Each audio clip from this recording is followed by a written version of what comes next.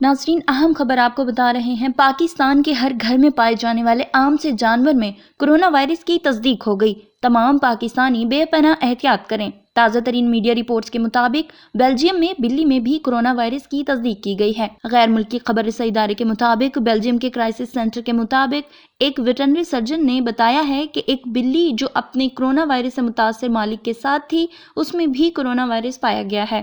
یہاں یہ بات بھی نہایت تشویشناک ہے کہ پاکستان کے ہر گھر میں ایک نہیں کئی بلیاں موجود ہوتی ہیں۔ کچھ گھروں میں انہیں باقاعدہ پالا جاتا ہے، جبکہ اکثریت میں یہ ویسے ہی گھومتی پھرتی آ جاتی ہیں۔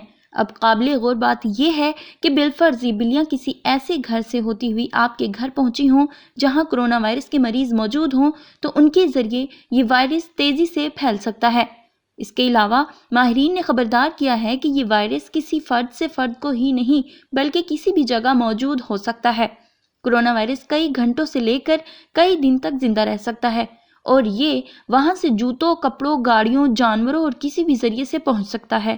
ماہرین نے خبردار کیا ہے کہ گھروں میں رہیں، کم از کم آپس میں 1.5 میٹر کا فاصلہ رکھیں، بار بار ہاتھ دھوئیں، خود بھی محفوظ رہیں اور دوسروں کو بھی بچائیں۔ دوسری جانب بیلجیم میں کرونا وائرس سے گزشتہ 24 گھنٹوں کے دوران 69 افراد ہلاک ہو گئے ہیں، جس کے بعد ہلاک شدگان کی مجموعی تعداد 299 ہو گئی۔ کورونا پازیٹیو مریضوں کی مجموعی تعداد 7284 تک پہنچ گئی، جن میں گزشتہ 24 گھنٹے میں سامنے آنے والے 1049 مریض شامل ہیں۔